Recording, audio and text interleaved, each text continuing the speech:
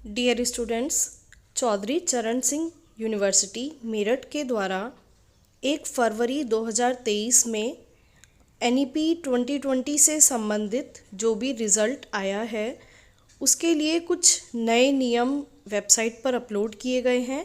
क्योंकि स्टूडेंट्स को रिज़ल्ट आने के बाद बहुत अधिक कन्फ्यूज़न था कि वो कितने % पे पास हैं, किस प्रकार से उनकी ग्रेडिंग की जा रही है, किस प्रकार वो बैक पेपर दे सकते हैं या नहीं, या परीक्षा सुधार दे सकते हैं या नहीं। तो इन सब चीज़ों को क्लियर करने के लिए यूनिवर्सिटी ने एक PDF अपनी वेबसाइट पर अपलोड किया है, जिसको मैं आज आपके लिए लेकर आई हूँ।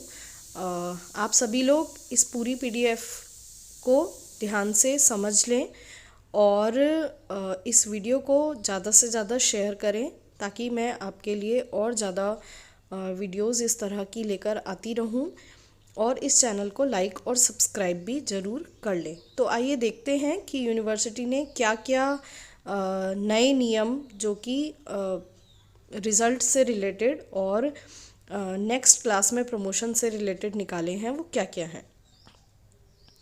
सबसे पहले PDF में एक ग्रेडिंग की टेबल दी गई है। ये हमारी ग्रेडिंग की टेबल है, जिसमें एक तरफ हमारे सारे ग्रेड्स हैं, O grade, A grade, B+, B, C, इस प्रकार से यहाँ पे ग्रेडिंग दी गई है। और यहाँ पे दिया गया है कि इन ग्रेड्स का क्या मतलब है। जैसे O का मतलब है आउटस्टैंडिंग, A का मतलब है एक्सीलेंट, इस प्रकार से। और जो हमारी अंकों की सीमा है इस टेबल में वो दी गई है कि कितने % आपके अंक आएंगे तो आपको कौन सा ग्रेड मिलेगा। और ये ग्रेड पॉइंट है, क्योंकि ओवरऑल 10 में से आपको ग्रेड्स मिलेंगे, तो 10 में से आपके जितने अंक आए हैं उसके हिसाब से 10 में से पॉइंट्स मिलेंगे।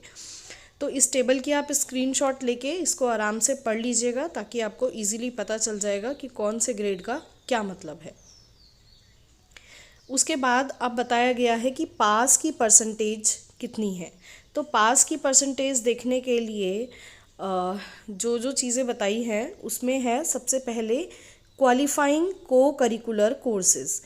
आप सभी जानते हैं कि NEP का जो सिलेबस आया है उसमें हमें हर सेमेस्टर में एक को करिकुलर कोर्स पढ़ना है क्वालिफाइंग। जैसे कि फर्स्ट सेमेस्टर में आपका फूड एंड न्यूट्रिशन है और सेकंड सेमेस्टर में आपका फर्स्ट एड एंड हेल्थ है।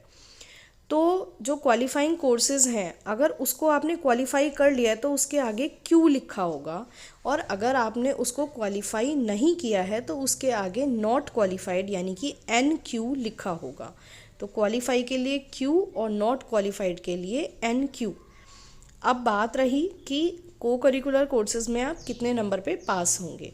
तो को करिकुलर कोर्सेज़ में पास होने के लिए आपको 40% मार्क्स चाहिए, यानी कि को करिकुलर के लिए आपको 40% नंबर आएंगे तब आप पास माने जाएंगे, जिसमें से कि इंटरनल 25 नंबर का होगा और एक्सटर्नल 75 नंबर का होगा।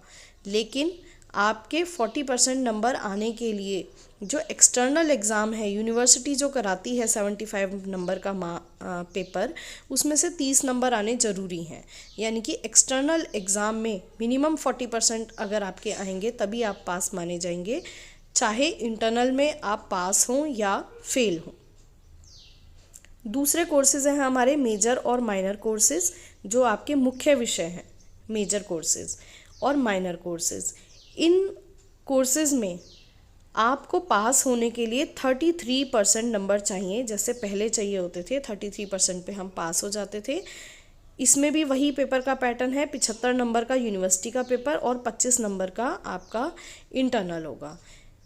लेकिन पास होने के लिए आपको क्या करना है, एक्सटर्नल में 25 नंबर लाने ज़रूरी हैं 75 में से। यानी कि एक्सटर्नल पेपर में आपको मिनिमम 33% लाने के लिए 75 में से 25 नंबर लाने पड़ेंगे, तभी आप पास माने जाएंगे, चाहे इंटरनल में आप पास हों या फेल हों। लेकिन 100 में से 33 नंबर भी होने कंपलसरी हैं।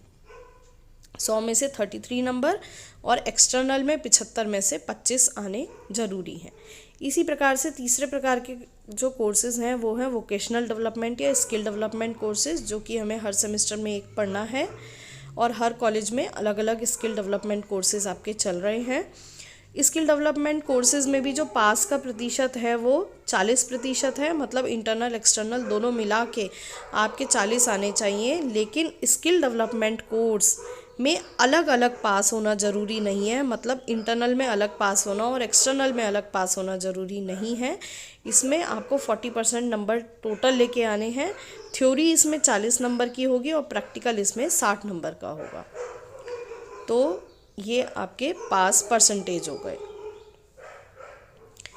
उसके बाद उल्लेखनीय है कि चारों कौशल विकास कोर्सेज में आंतरिक परीक्षाएं नहीं कराई जाएंगी, यानी कि जितने भी आपके स्किल डेवलपमेंट कोर्स हैं उसमें इंटरनल एग्ज़ाम्स नहीं होंगे। वोकेशनल और स्किल डेवलपमेंट विषयों की परीक्षाओं का आयोजन विश्वविद्यालय नहीं करवाएगा, केवल महाविद्यालय द्वारा ही इसकी परीक्षाएं कराई जाएंगी। जो भी आपके स्किल डेवलपमेंट कोर्सेज हैं और वोकेशनल कोर्सेज हैं उनके पेपर्स आपके कॉलेज के द्वारा ही बनाए जाएंगे, कॉलेज के द्वारा ही परीक्षाएं कराई जाएंगी। विश्वविद्यालय की परीक्षा स्किल डेवलपमेंट कोर्स की नहीं होगी। यदि कोई छात्र जिसके स्किल डेवलपमेंट कोर्स में 80% से अधिक अंक आते हैं तो उसकी उत्तर पुस्तिका कॉलेज को यूनिवर्सिटी भेजनी पड़ेगी। इंटरनल एग्ज़ाम में पास होना ज़रूरी नहीं है। ये एक महत्वपूर्ण पॉइंट है जिसमें हमेशा बच्चों को कन्फ्यूज़न रहता है। जितने भी कोर्सेज़ हैं आपके, चाहे वोकेशनल हो, चाहे को करिकुलर हो, चाहे मेजर हो, चाहे माइनर हो, किसी भी परीक्षा में इंटरनल में पास होना ज़रूरी नहीं है। इंटरनल में अगर आपके 0 नंबर भी आते हैं और बाह्य परीक्षा में आपके 33% या 40% पूरे हो जाते हैं तब भी आप पास माने जाएंगे। फॉर एग्ज़ाम्पल, आपने इंटरनल का एग्ज़ाम नहीं दिया और एक्सटर्नल की परीक्षा में आपके 100 में से 40 नंबर आ गए तो आप पास माने जाएंगे। एनईपी सिस्टम में किसी भी प्रकार के ग्रेस नहीं दिए जाएंगे, ग्रेस का कोई भी रूल नहीं है। यदि कोई छात्र मेजर माइनर विषयों की विश्वविद्यालय परीक्षा में न्यूनतम 25 अंक प्राप्त करने में असफल रहता है तो बाह्य परीक्षा के आगे फेल लिखा होगा। जो यूनिवर्सिटी का पेपर है उसमें आपको 75 में से 25 नंबर लेकर आने हैं। अगर वो 25 नंबर आप नहीं ला पाते हैं तो आपकी यूनिवर्सिटी का जो पेपर है उसके आगे F यानी कि फेल लिखा होगा। यदि कोई छात्र मेजर माइनर विषयों की बाह्य परीक्षा और आंतरिक परीक्षा दोनों में मिलाकर कुल 33% अंक नहीं ला पाते हैं तो आपके दोनों के योग के आगे फेल लिखा होगा। मतलब कि आपको एक्सटर्नल में भी मिनिमम नंबर लाने हैं और एक्सटर्नल इंटरनल मिलाकर टोटल भी जितने चाहिए उतने नंबर लेके आने हैं, अदरवाइज़ आपके उस सब्जेक्ट के आगे फेल लिखा होगा। यदि कोई छात्र पहले, दूसरे और 5वें सेमेस्टर की परीक्षा में किसी भी एक पेपर में फेल है या अब्सेंट है तो उसके परीक्षा परिणाम में फेल लिखा होगा, लेकिन वो दूसरी क्लास में प्रमोट हो जाएगा। तो क्या ये बहुत इम्पॉर्टेंट पॉइंट है, क्योंकि बच्चों को यही परेशानी है कि हम एक सब्जेक्ट में फ़ेल हो गए हैं या 2 सब्जेक्ट में फ़ेल हो गए हैं या कोई हमारा पेपर छूट गया है तो हम नेक्स्ट सेमेस्टर में जाएंगे या नहीं, या हम फ़ेल हो गए हैं या हम पास हैं, क्योंकि मार्कशीट में फ़ेल लिखा हुआ आया है ना। तो इसीलिए आपको कंफ्यूज होने की ज़रूरत नहीं है। अगर आप किसी एक पेपर में फ़ेल हो जाते हैं या एब्सेंट हो जाते हैं तब भी आपकी मार्कशीट में भले ही फेल बट प्रमोटेड लिखा आएगा तो आप सेकेंड सेमेस्टर में पहुंच जाएंगे। यदि आप सभी पेपर में पास हैं तो पास एंड प्रमोटेड लिखा हुआ आएगा। यदि छात्र 1 एवं 2 सेमेस्टर मतलब पहले और दूसरे सेमेस्टर में मिलाकर न्यूनतम 23 तथा मुख्य विषयों के 18 क्रेडिट पास कर लेता है तो उसे अगले वर्ष में प्रोन्नत किया जाएगा।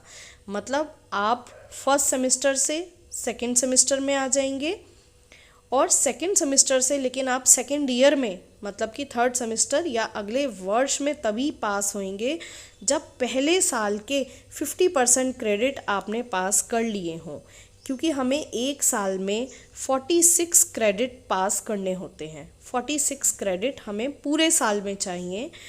तो अगर आपने पूरे साल में 46 के आधे यानी कि 23 क्रेडिट भी पास कर लिए हैं तो आप अगले वर्ष में चले जाएंगे, लेकिन उन 23 क्रेडिट में से 18 क्रेडिट मेजर विषयों के होने चाहिए। ये आपको ध्यान रखना है, 18 क्रेडिट उसमें से मेजर विषयों के होने चाहिए 23 में से। विद्यार्थी को विषम सेमेस्टर से सम सेमेस्टर में सदैव प्रोन्नत किया जाएगा।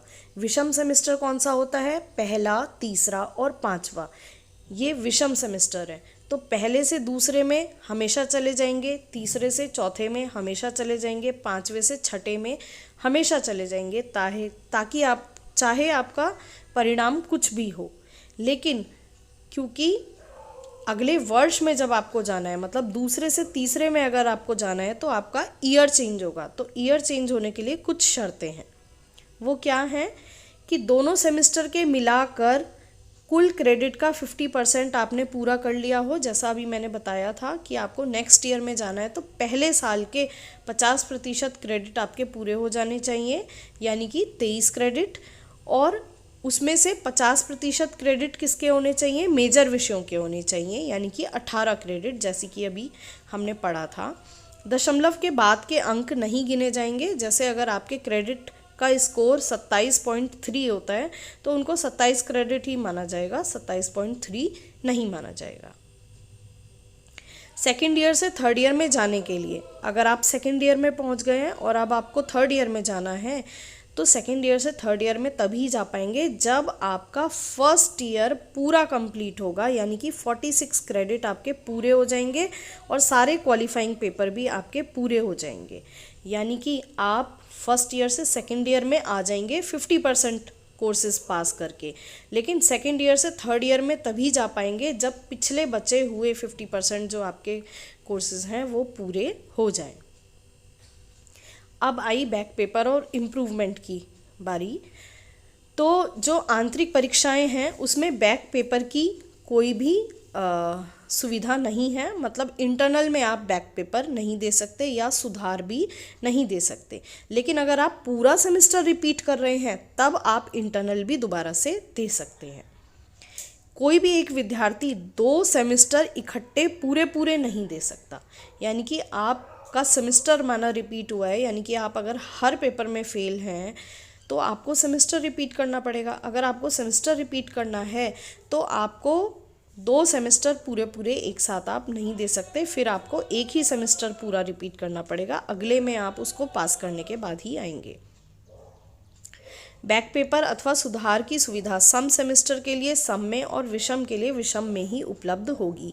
फॉर एग्जाम्पल, अगर आप फर्स्ट सेमेस्टर में कुछ विषयों में फेल हो गए हैं तो आपको उन विषयों में पास होने की सुविधा सेकंड सेमेस्टर में ना मिलकर थर्ड में मिलेगी, यानी कि सम सेमेस्टर के लिए पेपर सम सेमेस्टर के ही साथ होंगे और विषम सेमेस्टर के लिए पेपर विषम सेमेस्टर के साथ ही होंगे। विद्यार्थी बैक पेपर अथवा सुधार कितनी भी बार दे सकता है, किंतु ये व्यवस्था केवल 1 वर्ष पहले तक के पेपर के लिए ही उपलब्ध होगी। फॉर एग्जाम्पल, अगर आप सेकेंड ईयर में हैं तो आप केवल फर्स्ट ईयर के पेपर्स की बैक और सुधार दे सकते हैं। अगर आप थर्ड ईयर में हैं तो आप केवल सेकेंड ईयर के बैक और सुधार दे सकते हैं। ये नहीं कि थर्ड ईयर में आके आप फर्स्ट ईयर के लिए बैक पेपर भर रहे हैं या सुधार भर रहे हैं। एक सेमेस्टर में एक साथ 2 से अधिक स्किल डेवलपमेंट कोर्स भी नहीं दे पाएंगे और एक सेमेस्टर में एक साथ 2 से अधिक को करिकुलर कोर्स भी नहीं दे पाएंगे, यानी कि आप एक सेमेस्टर में मैक्सिमम 2 ही स्किल डेवलपमेंट की परीक्षा दे सकते हैं और 2 ही को करिकुलर कोर्स की परीक्षा दे सकते हैं।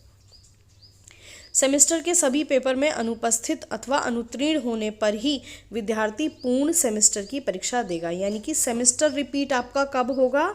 जब आप सारे पेपर में फेल हैं या सारे पेपर में अनुपस्थित हैं। यदि विद्यार्थी ने कुछ पेपर पास कर लिए हैं तो अगले सेमेस्टर में वो पहुंच जाएगा, लेकिन उसको जितने पेपर उसके छूट गए हैं पास होने से उनकी बैक पेपर देना पड़ेगा।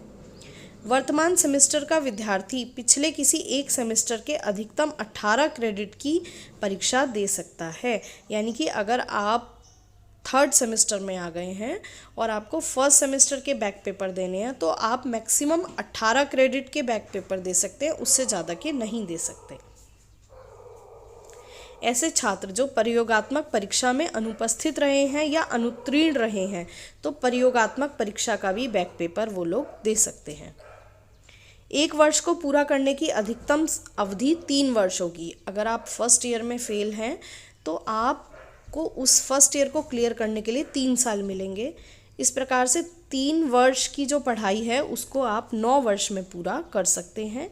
यदि विद्यार्थी 1 वर्ष का सर्टिफिकेट या डिप्लोमा लेकर पढ़ाई को बीच में छोड़ देता है तो उस पढ़ाई को पूरा करने के लिए वो बाद में कभी भी वापस आ सकता है। अब है कि आपकी जो श्रेणी होगी, मतलब फर्स्ट सेकंड थर्ड डिवीज़न जो मिलेगी वो किस प्रकार से मिलेगी। तो फर्स्ट डिवीज़न आपकी तब होगी जब आपके